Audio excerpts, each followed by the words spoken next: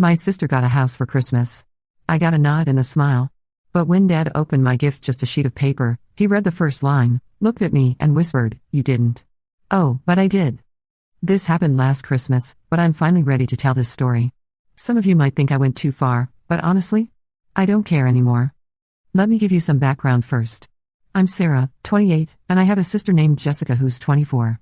Growing up, Jessica was always the golden child.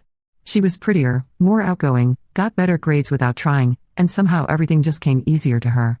Meanwhile, I was the awkward older sister who worked twice as hard for half the recognition. Our parents, Robert and Linda, never tried to hide their favoritism. When Jessica wanted to go to a fancy private college, they paid for everything. When I wanted to go to college, they told me to take out student loans because it would teach me responsibility. When Jessica crashed her car at 19, they bought her a brand new one. When I needed a car for my first job, they co-signed a loan and reminded me monthly about the payments. But the real breaking point came 3 years ago when Jessica decided she wanted to be a life coach despite having 0 qualifications. She'd bounced between jobs since college, never keeping anything for more than 6 months. She'd moved back in with our parents twice, and each time they welcomed her with open arms while making passive-aggressive comments about how I should visit more often. I lived 2 hours away and came every other weekend.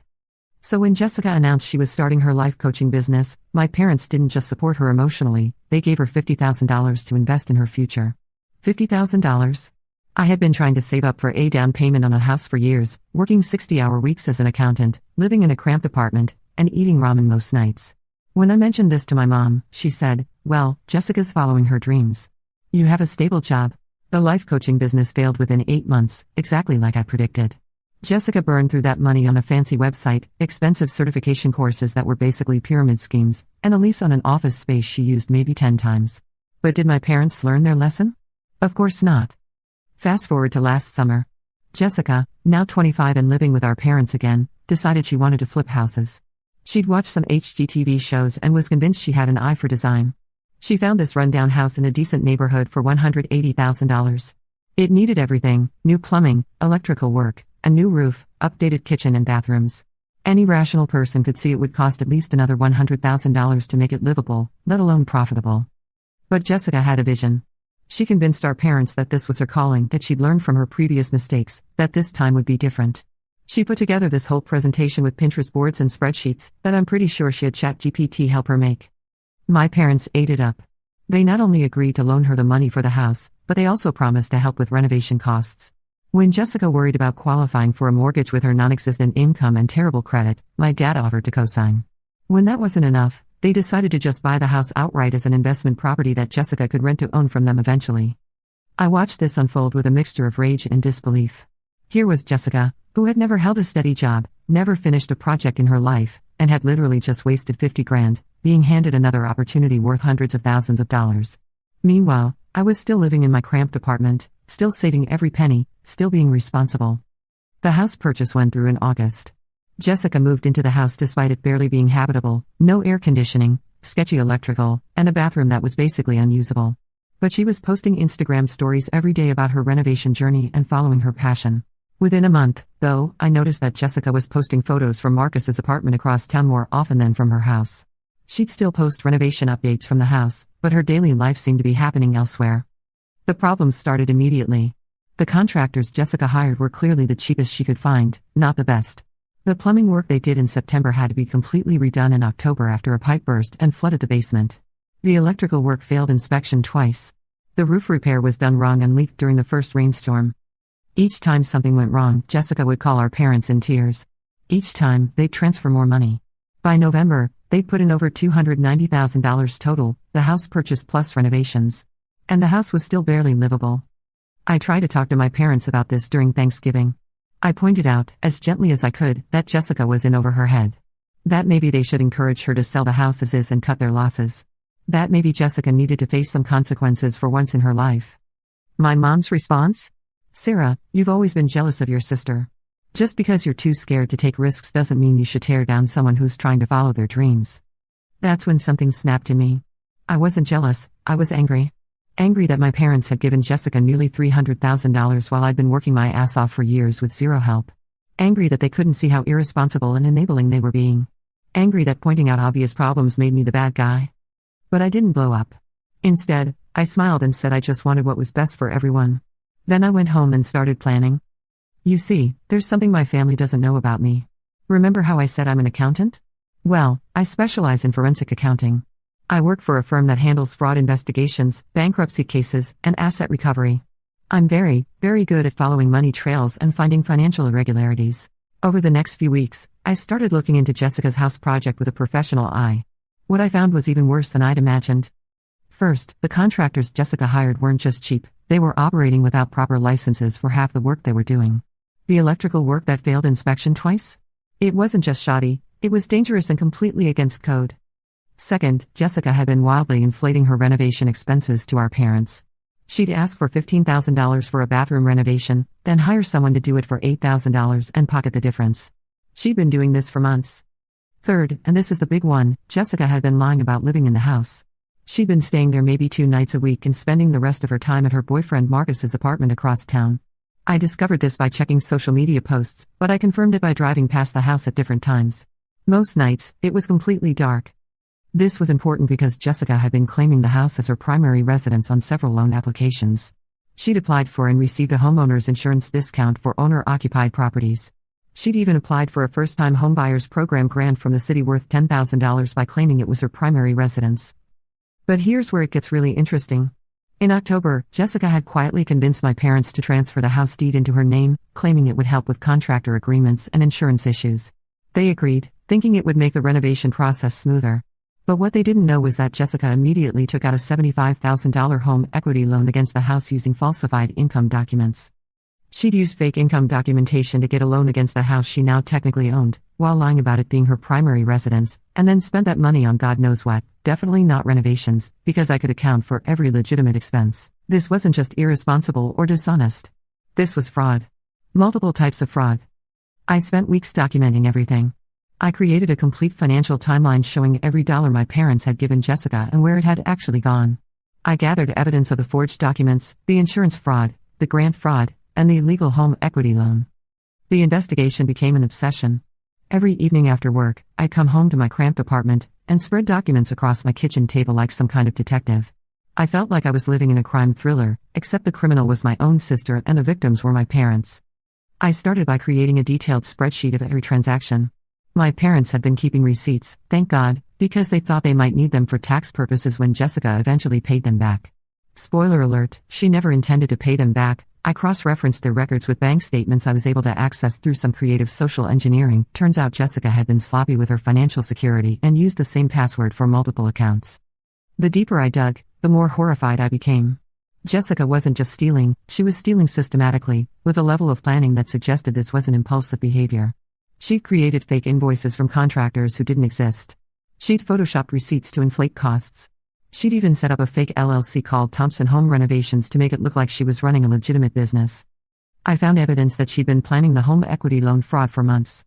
In July, she'd started researching how property transfers work and had even consulted with a sketchy attorney about asset protection strategies. The attorney's notes, which I obtained through a contact at a law firm that had done business with them, showed that Jessica had specifically asked about transferring property ownership without her parents' knowledge. But the most damning evidence came from Jessica's own digital footprint. She was incredibly active on social media, and she'd been documenting her lies in real time without realizing it. Instagram posts from September showed her at expensive restaurants and shopping sprees while she was supposedly living in a house without working plumbing.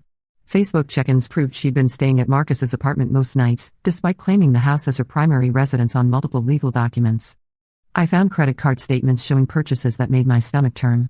While my parents thought she was buying materials for bathroom renovations, Jessica had spent $3,200 at Nordstrom, $1,800 at a high-end salon, and $2,400 on what appeared to be a weekend spa retreat.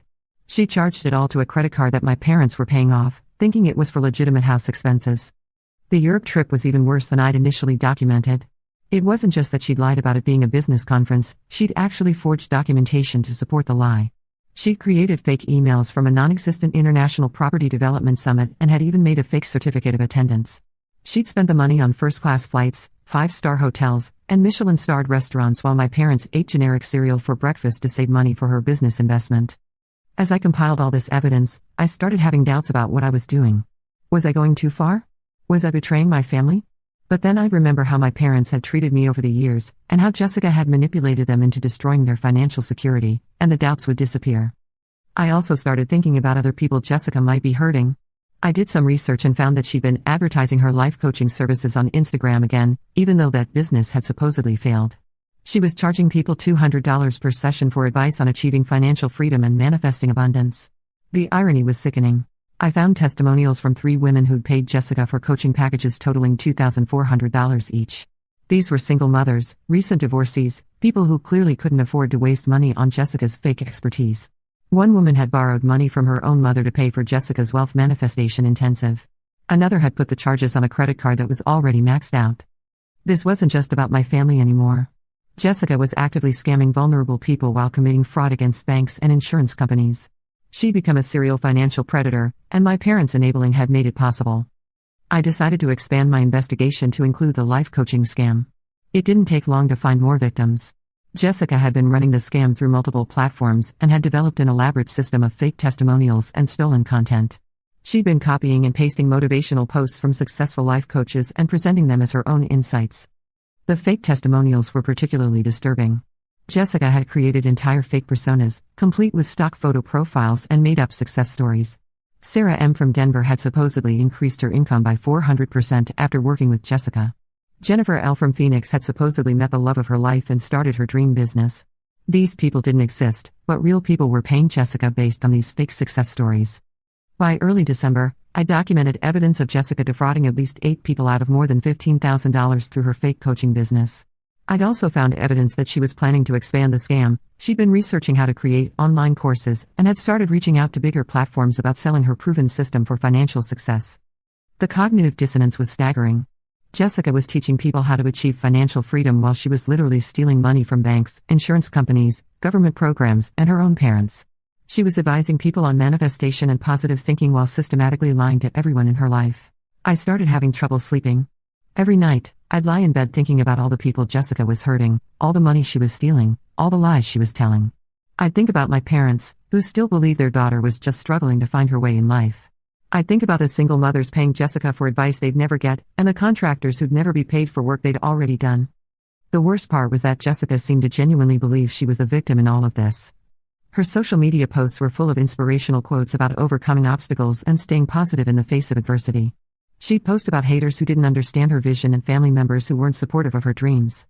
She was crafting a narrative where she was the brave entrepreneur fighting against a world that didn't believe in her.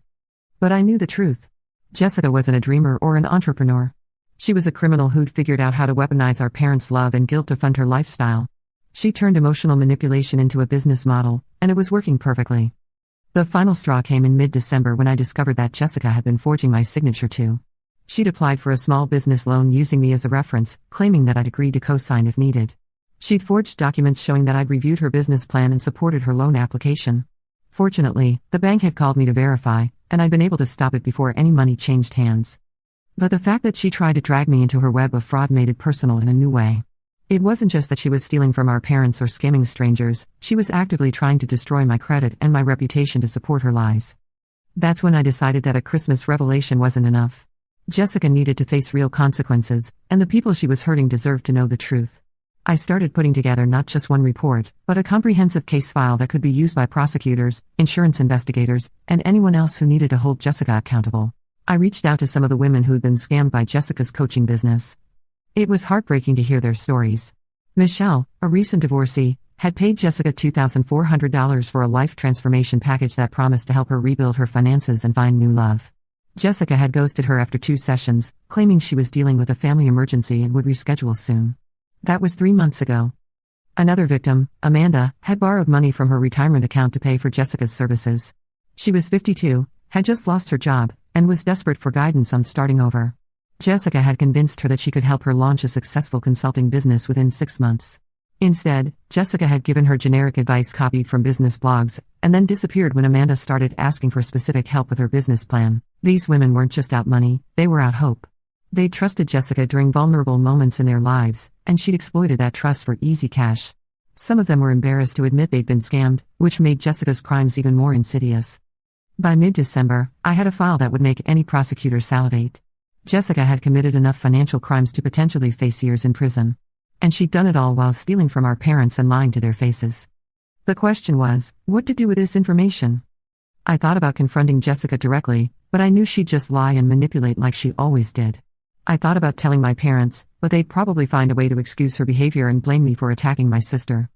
That's when I decided on the perfect Christmas gift. I put together a complete report. Think of it like the kind of thing I'd prepare for a client who suspected embezzlement. It was professionally formatted, meticulously documented, and absolutely devastating. I included copies of all the forged documents, bank records showing the fraudulent loan, evidence of insurance and grant fraud, and a detailed timeline of Jessica's lies. The first page was a simple executive summary that read, Financial crimes committed by Jessica Marie Thompson in connection with property located at 847 Maple Street. This report documents evidence of bank fraud, insurance fraud, and grant fraud totaling approximately $85,000 in illegal activity, not including the estimated $290,000 in funds obtained from Robert and Linda Thompson under false pretenses. I had the report professionally bound and put it in a manila envelope. That was Jessica's Christmas gift from me. Christmas morning arrived, and it started exactly like I expected. Jessica was there with Marcus, talking loudly about her renovation projects and showing everyone pictures on her phone. My parents were beaming with pride, talking about how brave and entrepreneurial she was. Gift opening time came, and it was the usual show. Jessica got expensive clothes, jewelry, gift cards, and then the big finale, a framed certificate declaring the house officially hers, free and clear. Even though the deed had been transferred months earlier, my parents had kept it secret and wanted to make a big announcement that they were forgiving the loan and giving her the house as an outright gift. Jessica cried, fake tears, obviously, and hugged them and went on about how this was the best gift ever and how she'd make them so proud. Everyone was taking pictures and making a huge deal about it. Then it was my turn. My parents handed me a card with a $200 gift certificate to Target and said something about how they knew I was practical and would appreciate something useful. Jessica didn't get me anything, which wasn't surprising. Finally, it was time for me to give my gifts. I handed out normal presents to everyone else, nice but nothing special. Then I saved Jessica's gift for last. This is for you, Jess, I said, handing her the manila envelope. I put a lot of work into this. Jessica looked confused but opened it anyway. She pulled out the bound report and started reading the first page. I watched her face go from confused to pale to absolutely panicked in about 30 seconds. What? What is this? She stammered. Keep reading, I said calmly. It's all there. My dad took the report from Jessica's shaking hands and started reading. The room got very quiet very fast. I watched his face go through the same progression as Jessica's, but with more anger mixed in. When he got to the part about the forged documents and fraudulent loan, he looked up at me with this expression I'd never seen before. You didn't, he whispered. Oh, but I did, I replied. What followed was the most epic family meltdown I've ever witnessed. Jessica immediately went into denial mode, claiming I had made everything up, that I was jealous and trying to ruin her life. But the evidence was overwhelming and professionally documented. You can't fake bank records and forged signatures.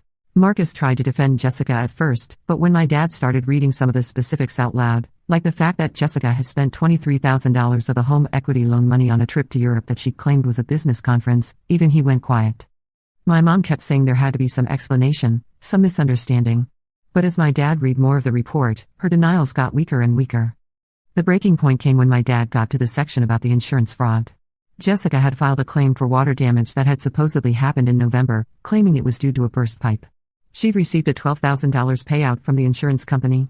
But I documented that the water damage was actually from a leak that had existed since August, before she'd even taken out the policy. She'd lied about when it happened to make sure it was covered. $12,000, Jessica, my dad said, his voice shaking with rage. You stole $12,000 from an insurance company and committed fraud to do it. That's when Jessica finally broke down and admitted to some of it. Not all of it, she tried to minimize and make excuses, but enough that even my mom couldn't deny what was happening anymore. The house deed ceremony that had been the highlight of the morning suddenly took on a very different meaning. My parents realized they'd just publicly announced that they were gifting Jessica a house that she'd been using to commit crimes. Even though the legal transfer had happened months earlier, they just made themselves look like willing participants in her fraud. The aftermath was immediate and brutal. My mom started hyperventilating and had to sit down. My dad's face went from red with anger to gray with shock as the full implications hit him. They'd just given Jessica legal ownership of a property that was about to be at the center of multiple criminal investigations.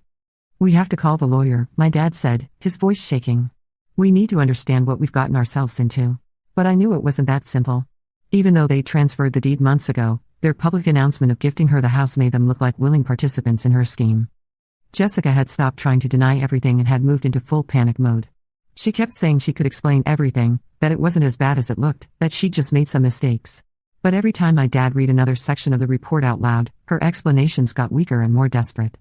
The fake contractor invoices, Jessica, my dad said, his voice getting louder. You created fake companies. You made up people who don't exist and charged us for work they never did. How do you explain that? I was just trying to keep track of expenses, Jessica stammered. I thought it would be easier to organize things if you stole $43,000 using fake invoices, my dad interrupted. $43,000, Jessica. That's not organizing expenses. That's theft. My mom was crying now, but they weren't tears of sympathy for Jessica. They were tears of realization. She was finally understanding that her baby girl had been systematically stealing from them for months while looking them in the eye and lying about it. And the insurance fraud, my dad continued, flipping through the report. You filed a false claim and collected $12,000 for damage that happened before you even had coverage. Do you understand that's a felony? Do you understand you could go to prison for this? Jessica's boyfriend Marcus had been getting quieter and quieter as more details came out. When my dad got to the section about the Europe trip, how Jessica had spent $23,000 of stolen money on luxury travel while claiming it was a business conference, Marcus finally spoke up. Wait, he said, looking at Jessica with confusion. You told me your parents paid for that trip as a birthday gift. Another lie exposed. Jessica had been lying to everyone, including the people closest to her. She told Marcus one story, our parents another story, and her social media followers a third story. She'd been living multiple false narratives simultaneously. I can explain that too, Jessica said weakly, but she couldn't. There was no innocent explanation for forging conference documentation and stealing money for a luxury vacation. My dad kept reading, and each new revelation was worse than the last.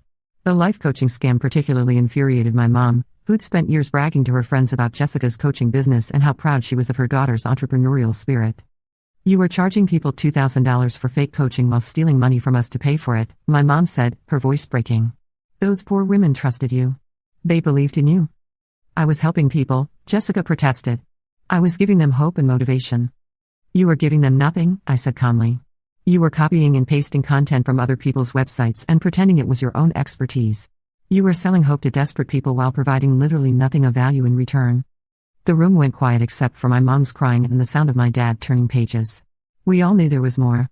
The report was thick, and he was only halfway through. Marcus quietly left while Jessica was sobbing and confessing. Smart guy. The rest of Christmas was spent with my parents trying to figure out how much legal trouble Jessica was in and how much money they could recover. The answer to both questions was a lot and not much, respectively. But here's the thing, I wasn't done. The Christmas revelation was just the opening move. I had prepared for this moment carefully, and I knew exactly what needed to happen next. The day after Christmas, while my parents were still reeling from the revelation, I made the calls I'd been planning for weeks. I also contacted the insurance company's fraud investigation unit, the city department that handles grand fraud, and the bank that had issued a fraudulent home equity loan. By New Year's Eve, Jessica was facing potential criminal charges for multiple felonies. The insurance company was demanding their money back plus penalties. The city wanted their grant money returned. The bank had frozen the fraudulent loan and was pursuing civil action. Jessica hired a lawyer with money she didn't have. She had to borrow it from Marcus's parents, apparently. The lawyer's advice was simple: pay everything back immediately and hope the prosecutors would be lenient. But Jessica didn't have the money to pay back $85,000 plus penalties and interest. The only significant asset she had was a house, which was still a construction disaster and worth maybe $200,000 in its current condition. My parents faced a choice: let Jessica go to prison and lose everything, or bail her out again. This time, though, it meant selling their own house, the house they'd lived in for 30 years, the house they'd planned to retire in. They chose to save Jessica. They sold the family home and moved into a small apartment. The proceeds paid off Jessica's fraud debts and legal fees, with just enough left over for a basic down payment on the apartment. Jessica had to sell the disaster house at a massive loss. After paying off all the legitimate contractor debts and liens, she walked away with nothing. She moved in with Marcus, but that relationship didn't last long. Apparently, dating a felon who destroyed her family's finances wasn't as appealing as he'd initially thought. As for me, I bought a house 8 months later. A nice house, with money I'd saved through years of hard work and responsible financial decisions. My parents didn't contribute a dime, but then again, they didn't have a dime left to contribute. Some people have told me I went too far. That I should have tried to handle this privately, within the family. That I destroyed my parents' retirement and my sister's future. But here's what I think: Jessica destroyed our parents' retirement by stealing from them. Jessica destroyed her own future by committing multiple felonies. I just documented it and made sure there were consequences. For 28 years, I watched my parents enable Jessica's irresponsible behavior while expecting me to be the mature, responsible one. I watched them give her hundreds of thousands of dollars while telling me to figure things out on my own. I watched them make excuses for her failures while criticizing me for not taking enough risks. The truth is, if I hadn't exposed Jessica's crimes, she would have kept going. The fraud would have gotten bigger. More people would have been hurt. Eventually, it all would have come out anyway, but by then the damage would have been even worse. At least this way, Jessica faced consequences when the crimes were still relatively small. At least this way, my parents found out the truth before they lost even more money. Do I feel bad about it? Sometimes. I feel bad that my parents had to sell their house. I feel bad that they trusted Jessica and got betrayed. I feel bad that our family will never be the same. But do I regret it? Not for a second. Jessica is working as a waitress now, trying to rebuild her life. She's in therapy and claims she's learning to be more responsible. She's also completely cut off from our parents financially. They made that a condition of not pursuing additional civil action for the money she stole from them directly. My parents and I have a complicated relationship now. They're hurt and angry that I didn't come to them first. They feel like I ambushed them and destroyed the family. But they also can't deny that I was right about Jessica, and they can't deny that they treated me unfairly for years. We talk occasionally. Awkward phone calls every few weeks, brief visits on holidays. It's not the warm family relationship I always wanted, but it's honest in a way it never was before. Sometimes my mom will make comments about how I could have handled things differently, how I should have given Jessica a chance to make things right. But we all know Jessica had dozens of chances to make things right, and she chose to lie and steal instead. The last time I saw Jessica was at a coffee shop about a year ago. It was awkward, obviously. She looked tired and older than her 26 years. She asked if I was happy now that I'd ruined her life. I told her I didn't ruin her life, I just stopped her from ruining other people's lives. Then I left. I know some of you reading this will think I'm cold or cruel. That families should forgive and support each other no matter what. That I should have found a way to help Jessica instead of destroying her. But here's what I learned: enabling someone isn't the same as helping them. Covering up their mistakes isn't the same as supporting them. And sometimes, the most loving thing you can do is make sure there are real consequences for destructive behavior. Jessica had to face the truth about herself for the first time in her life. She had to experience real consequences for her actions. She had to learn that charm and tears and manipulation wouldn't save her from everything. Was it brutal? Yes. Was it necessary? I believe it was. My parents had to face the truth about their parenting too. They had to confront the fact that their favoritism and enabling had created a person capable of stealing from them without hesitation. They had to admit that their tough love approach with me and their supportive approach with Jessica had been fundamentally unfair. As for me, I finally stood up for myself. I finally said enough to years of being treated like the less important child. I finally made it clear that being responsible and hardworking deserved respect, not dismissal. Would I do it again? In a heartbeat. The best Christmas gift I ever gave was the truth. And the best Christmas gift I ever received was the knowledge that I'd never again have to pretend that blatant favoritism and financial abuse were just family dynamics that I needed to accept. Some families are built on love and mutual respect. Others are built on lies and enabling and dysfunction. When you're in the second kind of family, sometimes the most loving thing you can do is burn it down and see what, if anything, can be built from the ashes. I'm still building. We'll see what happens.